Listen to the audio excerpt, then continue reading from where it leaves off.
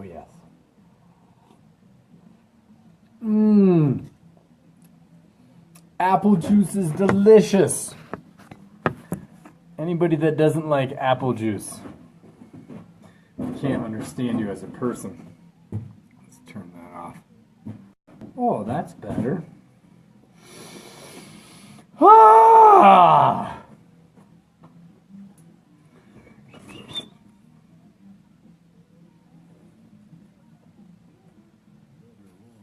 What's up, Rob? Brian? Kevin? What's up, guys?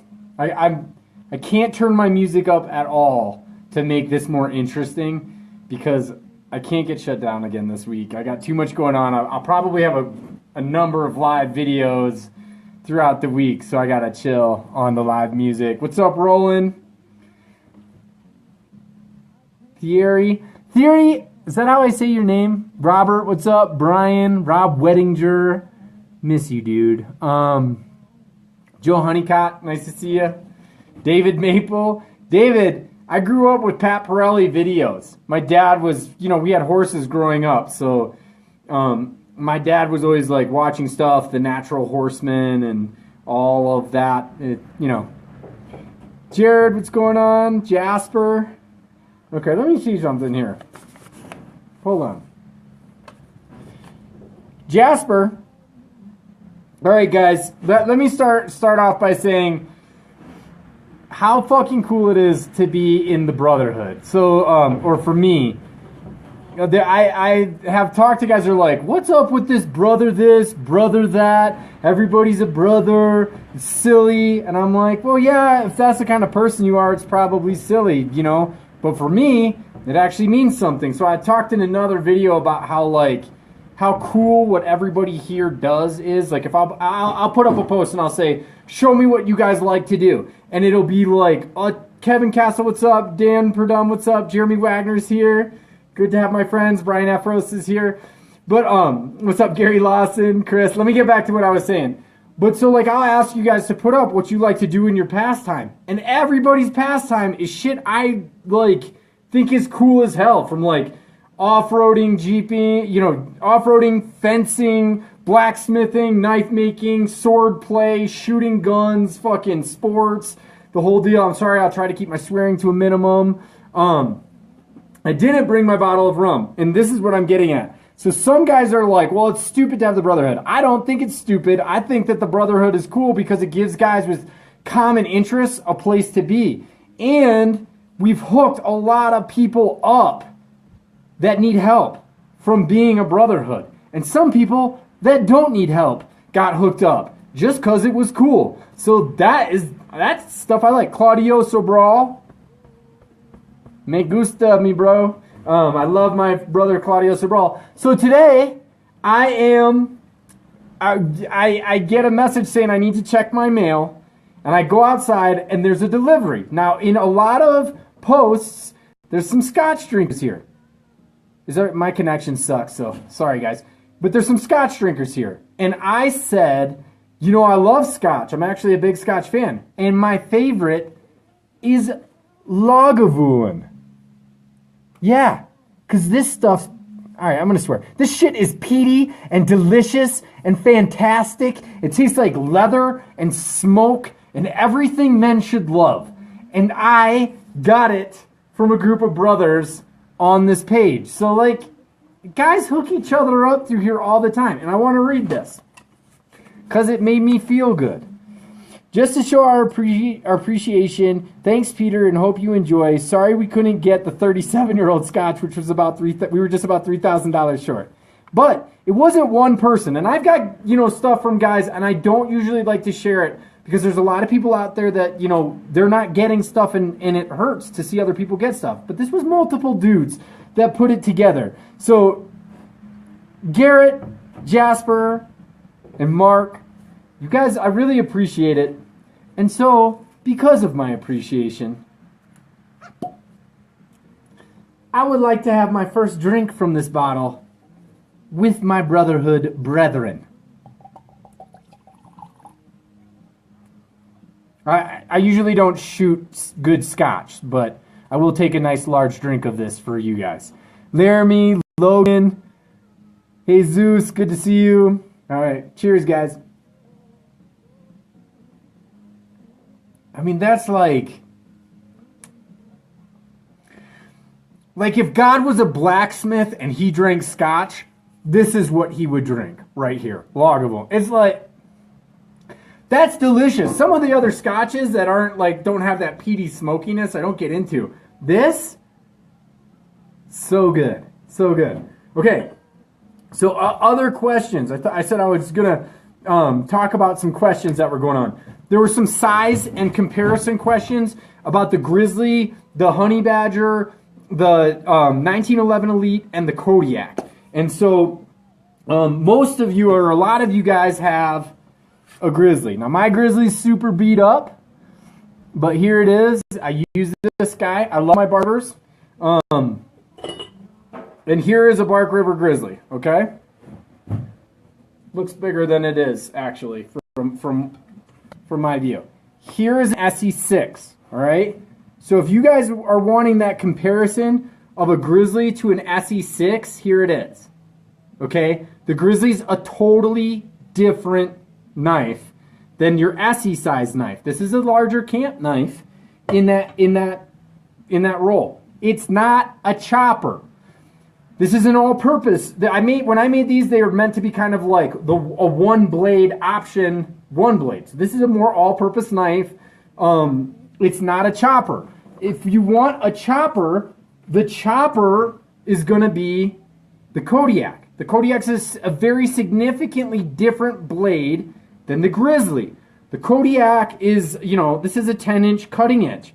They look the same. They have very similar looks. Well, I'm the designer. This is the type of knife I look like. So of course they're going to look similar. But they're very different knives. And the knives in general are different. From the Mid-Tech line to the Bark River line. And let me talk about why. So, the reason why I love Bark River is because of the wood handle and finishings that they do. I think Bark River's custom handles are just second to none. I love the way they feel. They get the ergonomics right. It's part of the reason why. You want another shot of the Lagavulin, Mark? You bought it for me.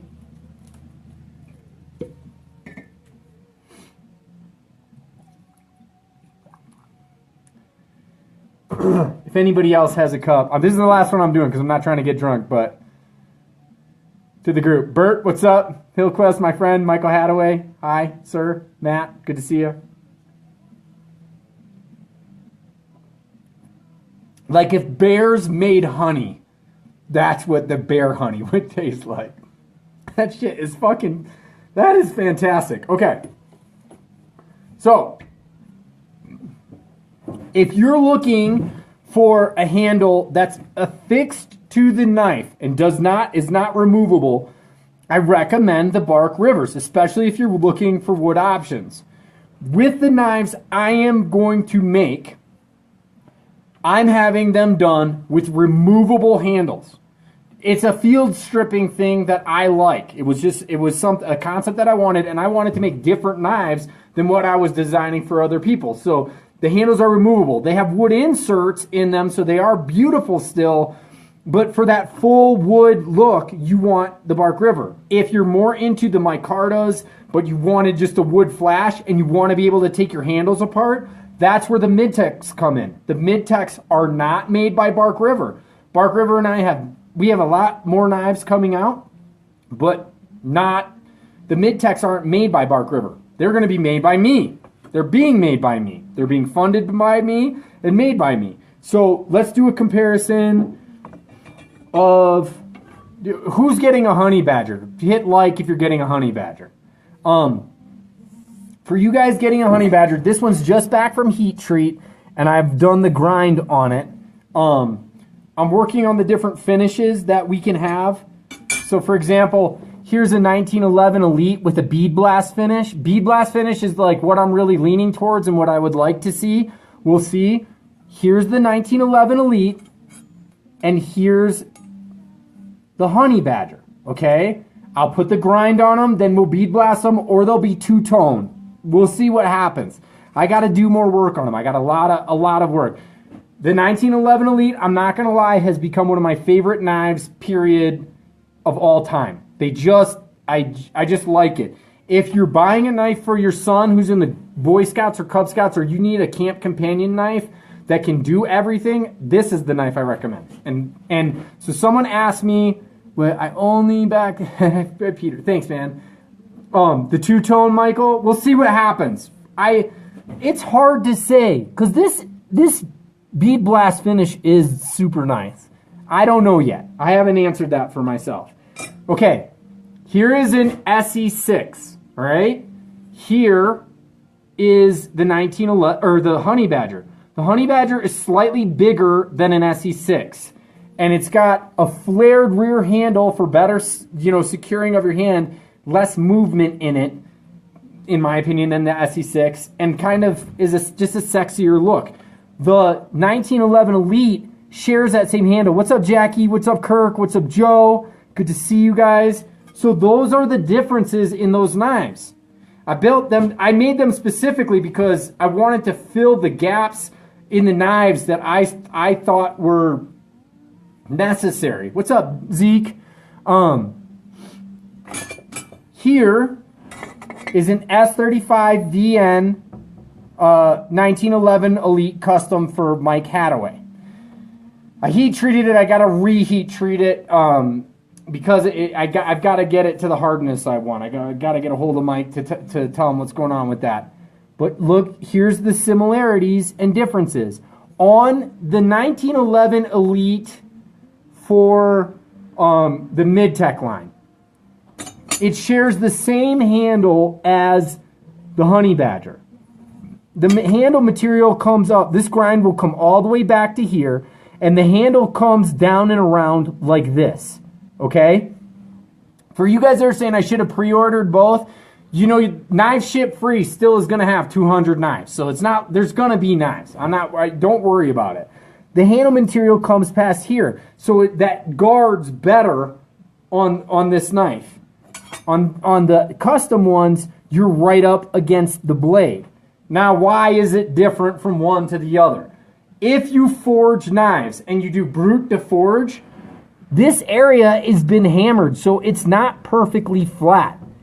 This on a stock removal knife is completely flat, so the handle material can go a little bit farther and go around that. It's too hard if I'm forging to, and I'm trying to get movement to have to worry about where I'm hammering. So it just doesn't work that way, and I don't want to take the hammer marks away. So that is the difference between the two knives. Okay, the blade lengths are the same, but this one, the handles just wraps around a little bit more. Now, when you talk about sheaths with the Midtechs, you guys, all of my Midtech knives are getting hand custom made Kydex sheaths from Grizzly Outdoors. Matt Nichols is the boss when it comes to doing sheaths that are, we have lots of great Kydex makers. Gary, Doug, there's great guys out there. Matt's the guy that is doing my sheaths for the Midtech line. This is a Kydex sheath from for the Essies. It's a pancake style sheath. I wanted mine to be more slender, so I'm doing a taco style sheath, and it'll have a place to wrap paracord in the center, a slot, and then it also has drainage holes. It's super sleek and tight, and it's going to go with each of the knives, with the Kodiak, with the 1911 Elite, and with the Honey Badger. So again, here's a 1911 Elite against an SE6. What's up, Christian? Here is a Honey Badger against an SE6, okay? Same thicknesses. This is bigger but lighter because there's more skeletonization and because of the fullers, okay? So that's just what's up. And then for you guys that got in on the pre-order, it'll have the skull and crossbone, like the axe and knife crossbone logo for the Dark Timber here, and then it'll have the Brotherhood logo over here. Okay, and I don't have the Kodiak. I've just got here's a Kodiak next to next to a Grizzly. So there's lots of different knives. Now, if you're waiting on a Grizzly, I know Mike's trying to get them out as quick as he can, but he's got to wait for 3V, so it's kind of dependent on when he can get the steel. For those of you guys that don't know, knives make the smallest portion of steel in the steel world. I mean, it's like a blip on the screen. So trying to get really good knife steel, the companies that make the steel have to like partition off time for that. So it's not like we just can get it whenever we want. It comes and goes, it gets bought up, and that's just how it is. So both great knives, both will be there in availability. And I know that Mike is going to be making other sizes of the Grizzlies in the year, like 6 months or 12 months, somewhere to come. So don't feel like you're going to miss out, and don't pay crazy prices on the secondary market for my mid-tech stuff either. Don't pay crazy prices for the secondary market.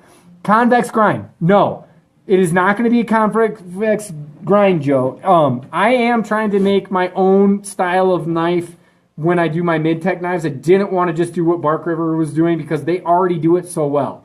So what I am doing is a flat grind with a micro bevel. They may be a convex edge with a flat grind, but for me to be able to finish these knives to the best of my ability for you, I am a better flat grinder. So this is that flat grind that you'll get on those knives, on the mid-tech knives, which again are all done by me.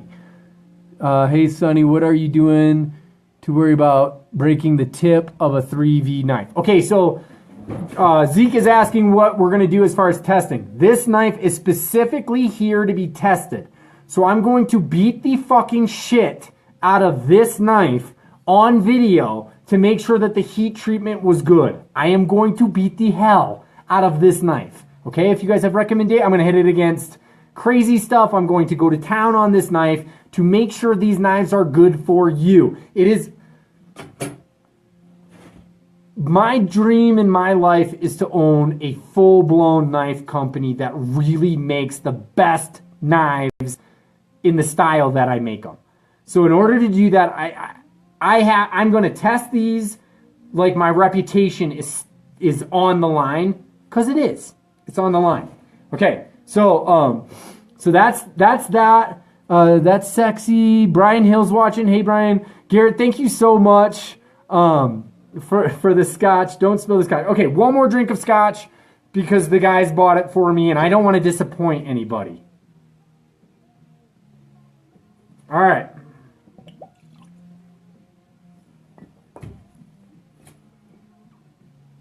To my friends and brothers. Woo! It's so good. It's like Sasquatch sweat mixed with ambrosia.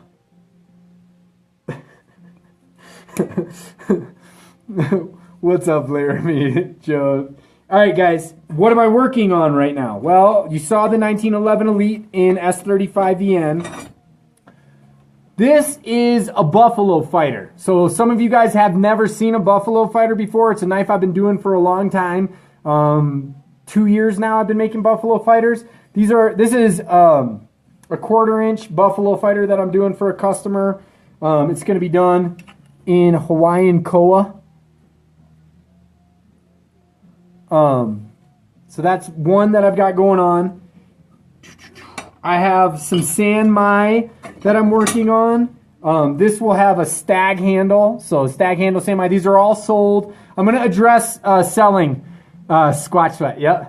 So this is going to have a stag handle from Argentina, the stag that Ariel gave me. There's the stag. So you can see it'll be like contoured stag and have a swedge. It'll be really beautiful. I love the Buffalo Fighter, Jared. It's one of my favorite knives. Now, then I've got a larger San Mai blade. Nice and curvy. And here's my question to you guys. I would like to make knives with recurve in them. But on the secondary market, they don't always go so well because you're scared to sharpen it. So can someone start a post, recurve or no recurve in your knife, and why? In the Dark Timber Brotherhood. I'd like to see what your thoughts are on that. So there's a...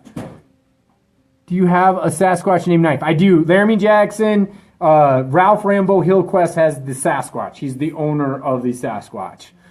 On those Mintex, can you get a leather sheath? I can probably call Mike Stewart at Bark River and see if there's a leather sheath that would pair well. They all come with Kydex. That's what's up. That's how they come. That's it. So, but, you know, Bark River makes some good leather sheaths. Dave Raffensperger is a leather sheath guy. Mike Spangers. There's lots of good leather guys in here. Okay. Recurve are cool, but less simple to sharpen. Yeah, but are they that hard to sharpen, really? Because I can sharpen the fuck out of this thing. All right. I've had a lot of people asking me about the Wharncliffe from the original, what I was going to do with the Beefalo. This belongs to Jeff Hendricks. Please stop asking me. No more messages about the Wharncliffe Beefalo. It is going to go to Jeff Hendricks. He and I spoke about it. No more messages about that, please. It is my only Wharncliffe. I don't plan on doing a lot of Wharncliffes. This belongs to Jeff Hendricks. You can't buy it. Jasper, what's up, dude? Is no problem. Yeah, so Kukris have recurve. Yeah, there's lots of knives. I'm talking about subtle recurve here. Not crazy recurve. Just what are your guys' thoughts? Somebody make a post. Hi, Jacqueline. The Wharncliffe is too small. I know.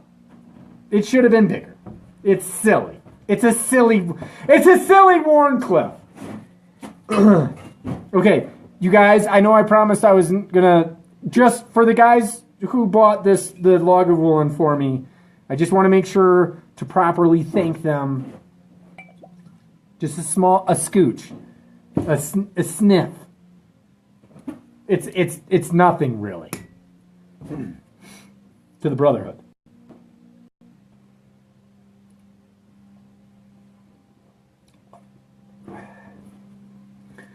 It's like maple tree blood, and heaven's tears. That's what that tastes like.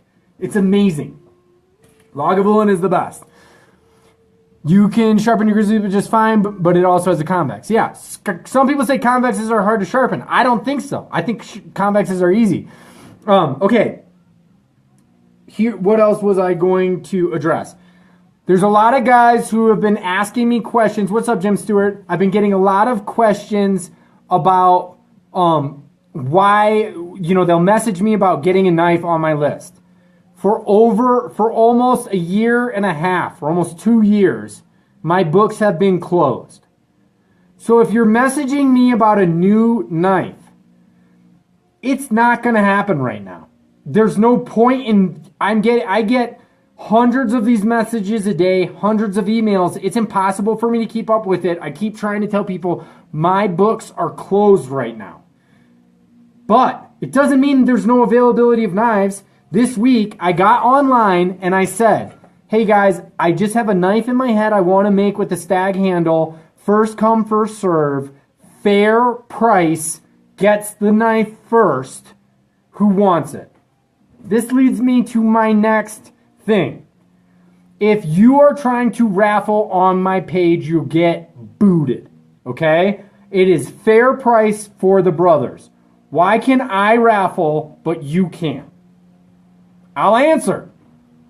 When I do a raffle and the money starts to get to be higher than what I think is deserving for that knife, I throw in another knife.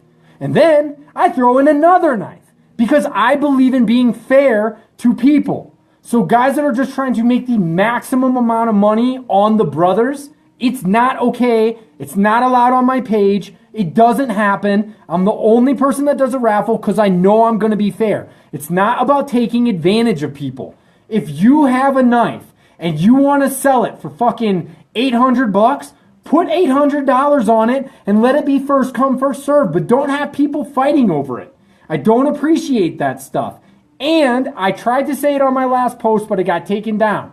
If you want to advertise knives on my page, you can't. Unless you come through me and we have a relationship. Why? Why, Peter? Why can't I say I'm a brand new knife maker trying to make my way? Let me tell you why. because I've worked super hard to build a reputation. And if I'm gonna recommend knives to you, they're gonna be vetted knives, not just whatever from a person I've never met and don't know, and I have no clue. So that's why you can't come on my page and just do whatever you want. If you're Joey Cordova, you make an awesome knife, he can probably come on my page. I will support him. Freaking Lon Humphrey and that Bowie, that was an awesome knife. Lon Humphrey's Gunfighter Bowie was beautiful. I would support that. Jordan Gutierrez. There's a lot of dudes I could say. David Anthony Corona, Bear Halden. There's guys that are good that I want to freaking say I support. Yeah, the scotch. Sorry. Rob Wettinger has sent me scotch too. The bottle's like gone. But sorry to get Claudio Sobral. I support him. He sells lots of knives to brothers. I support him. But you can't just jump on the page and start throwing your stuff around. There's plenty of pages for that. If you want to get on Blade Pirates, or if you want to get on Knife Gods, or if you want to get on Custom Knife Makers Client Connection, or if you want to get on knife makers from around the world, or my wife wants to know where her keys are. Liz, she's around the corner. Hold on, guys. Liz.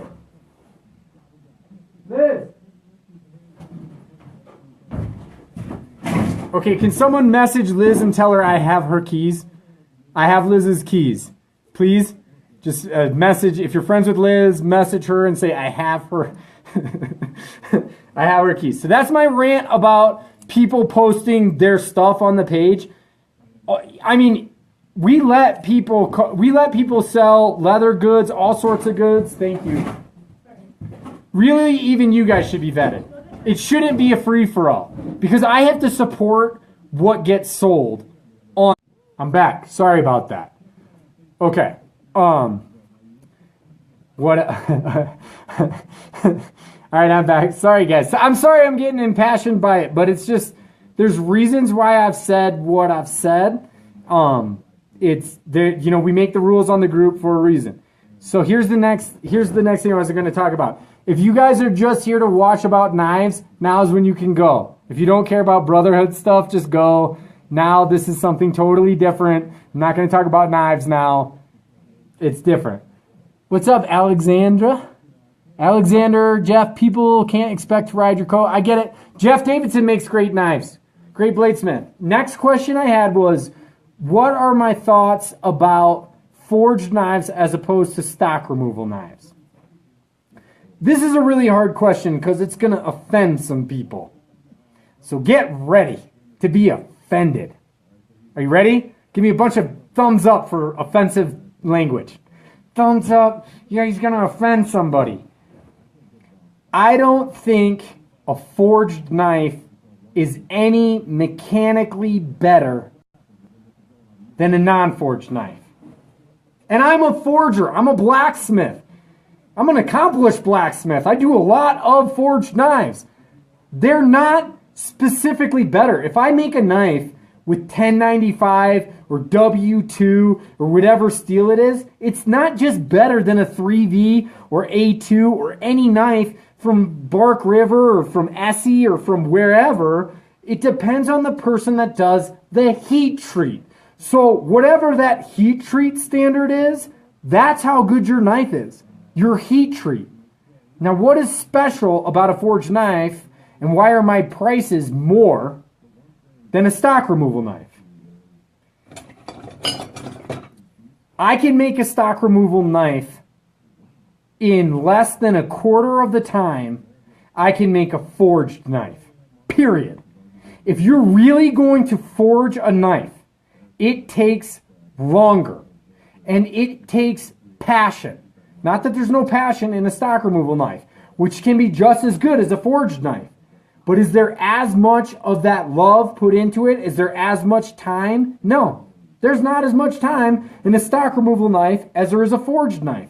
So that's what my thoughts are. If you want to know, if you want to get a knife that's been forged by someone, know that they specifically had to beat and hammer that shape for you. When they made your knife, they hammered the bevels. They were hot. It took power and muscle to make that happen. Is there a difference in the quality of the knife? No. Is there a difference in the craft? Yeah. Yeah, for sure. There's a total difference, but it's not going to outperform.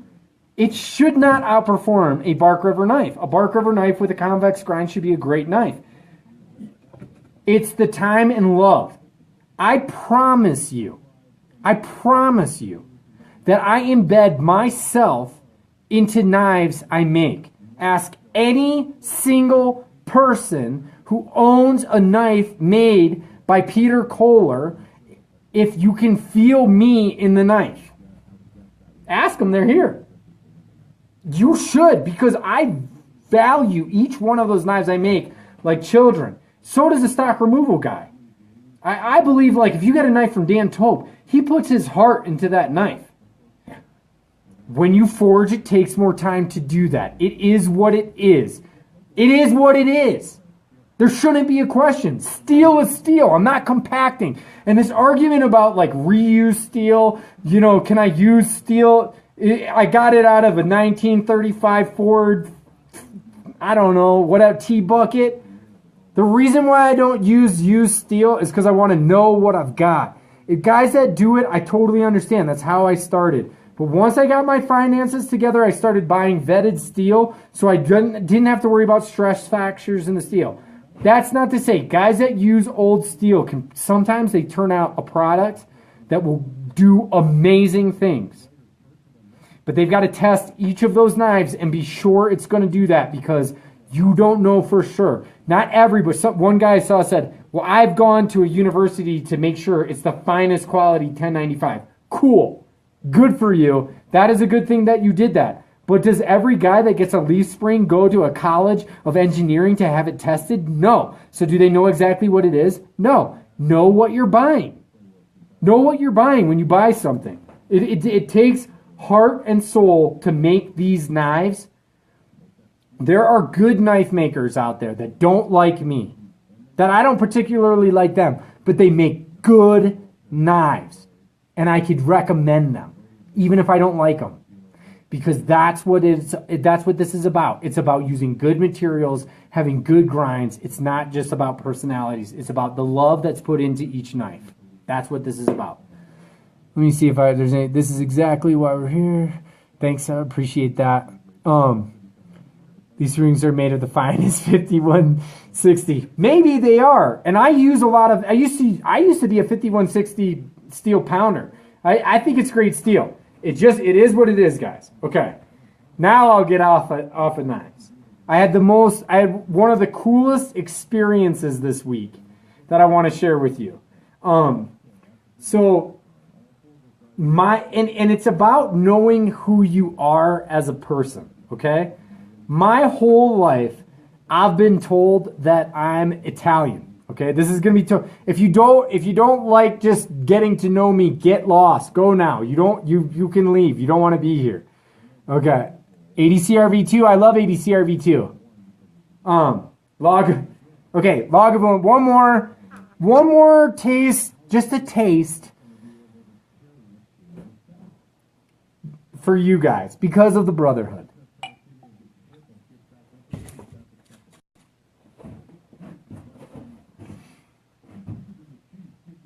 To history.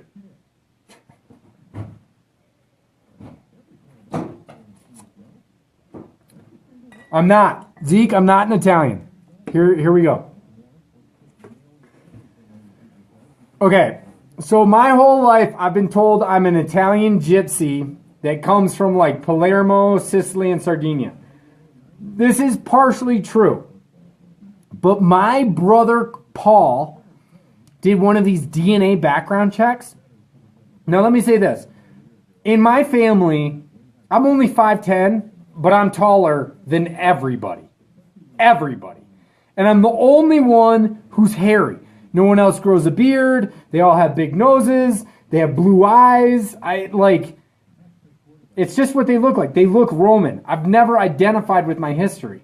And I've been told that I'm Italian my whole life. And I have a lot of Italian traits, but My brother did this DNA test on my family, and I don't know if you guys have ever heard of Ancestry.com. I have a bar of 440C. I'm trying to figure out how to get some knife blanks out of it. I can help you, Jared. Just hit me up later, okay? I'll take care of it. Yes, Milkman Jeff Luca. Call my mom a slut again, and I will find you, and I will hunt you down, and I will learn where you live.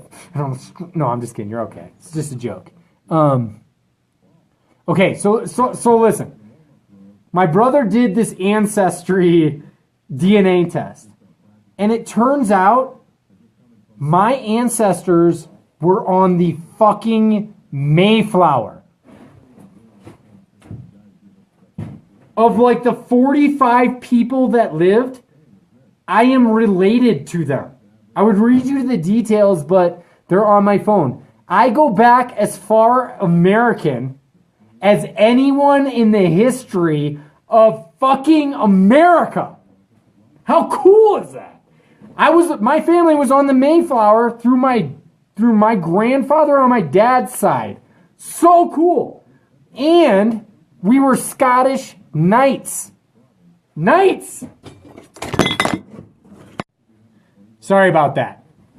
Sorry. But knights! Knights! My people cut people with swords. It's awesome. We go back to Charlemagne. So anyways, the reason why I'm telling you guys that is because my brother went all the way back to like 1126 or something like that, and went back a little farther. Sorry about the, whatever.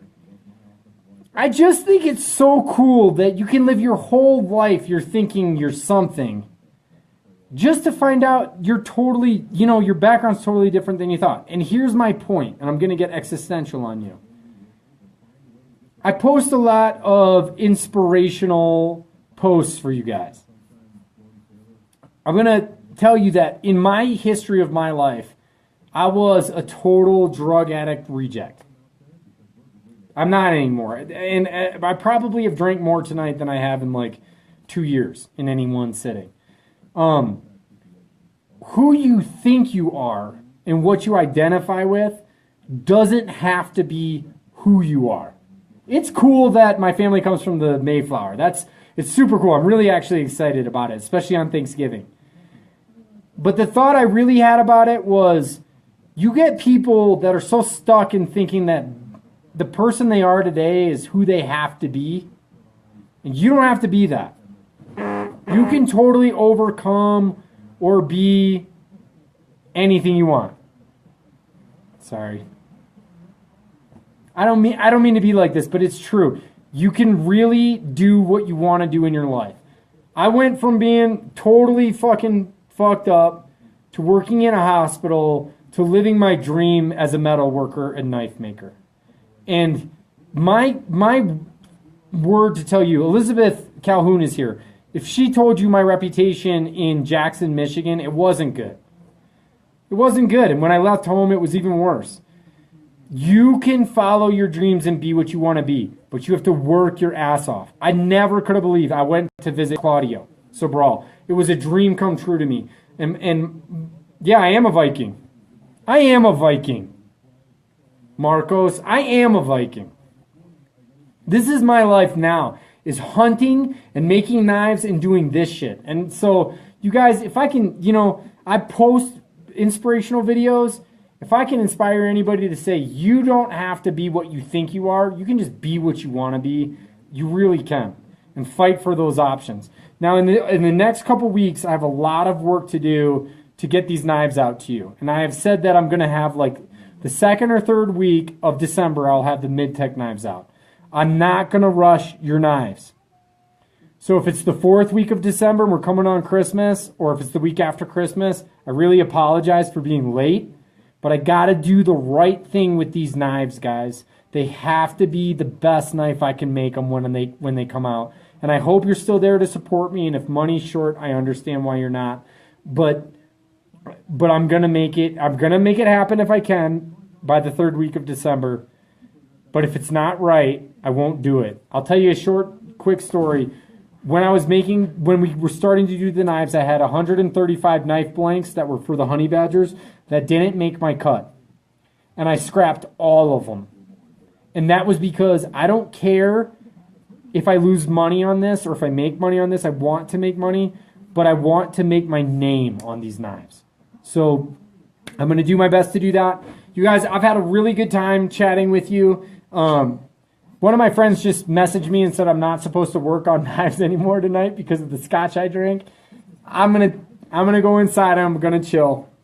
I won't work on any more knives, but I appreciate the support. For you guys that, you know, I was talking earlier about guys that don't understand the Brotherhood. The Brotherhood does things for each other. The Brotherhood is real. And there might be 2,500 people in here and 100 brothers. Fuck everybody else. For you 100 brothers or however many of you that there are, you're appreciated and we work together. And I can't wait to see you next summer at the camp out together. It is going to be awesome. We're going to spend time together and I can't wait for it. And when these knives come out, I hope that you guys love them. I'm going to abuse the test knife. I'm going to put it through its test. It's going to be fun. Watch me through this process. I'll be here. Thank you again to Claudio Sobral and Wardog Harak and Hezekiah Manacho and the BRL crew for having my back. It is very much appreciated. And since I'm not going to work anymore, on my way out, I would just like to say, here's to the tears of Odin. They taste delicious. All right, Zeke, I'm going to give you a phone call when I get off. Peace out, brothers.